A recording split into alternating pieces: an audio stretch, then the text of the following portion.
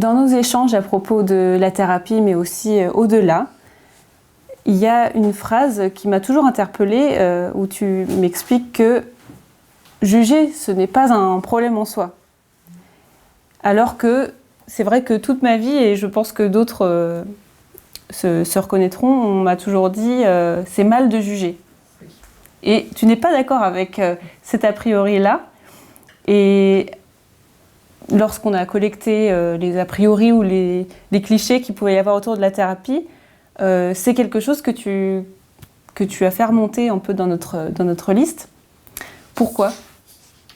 Parce que si on s'interdit de juger, on s'interdit de contester, on s'interdit d'examiner dans le détail, on s'interdit l'esprit critique, on s'interdit la faculté du discernement, finalement.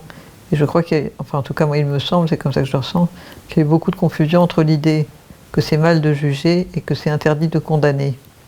Moi je ne me reconnais aucun droit de condamner qui que ce soit parce que je ne suis pas dans le corps et la vie de l'autre et que je ne sais pas ce qui va devenir de...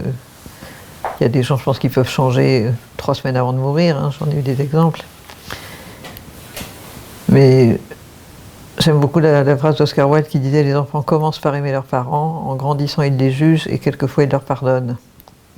C'est vrai, tous les enfants, je crois que tous les enfants viennent au monde avec le désir incroyablement puissant d'aimer leurs parents. C'est presque à tout prix, avec tout ce que ça va causer comme dommage.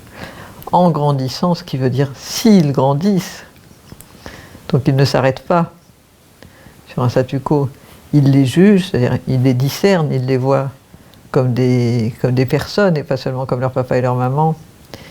Et ça leur donne aussi la liberté, par exemple, dans le cas d'un père abusif, par exemple, de pouvoir distinguer la figure du père telle qu'elle devrait être du père qu'ils connaissent.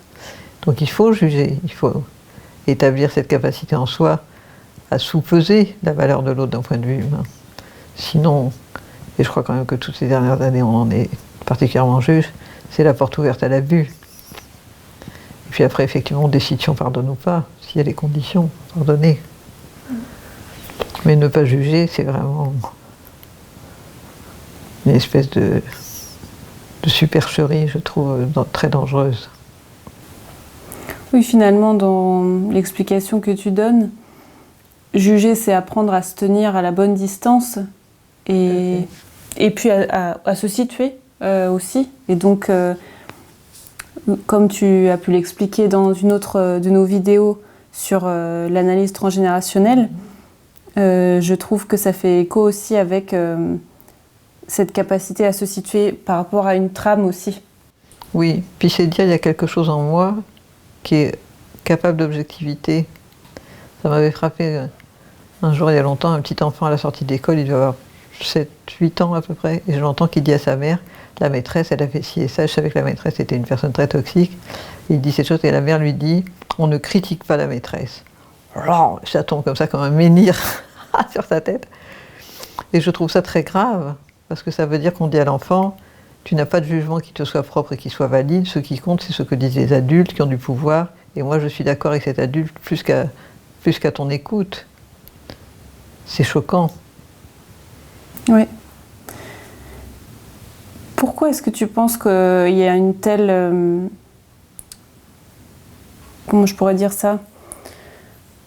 Un tel rejet, ou en tout cas une telle peur presque de dire aussi parfois quand les choses ne vont pas, ou de se positionner, ou de contester, comme tu disais au début de ta réponse. C'est la question du désir.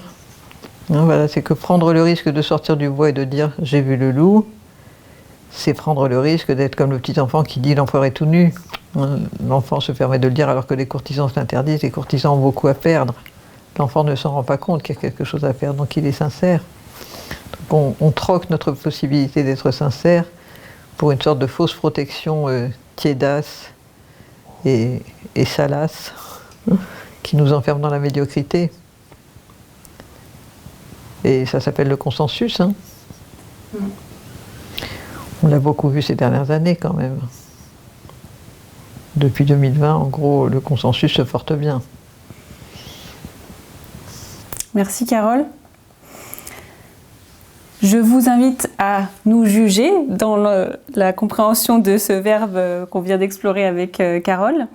Et si vous jugez que notre travail est intéressant, n'hésitez pas à en parler autour de vous, à partager cette vidéo et bien sûr à nous faire vos retours.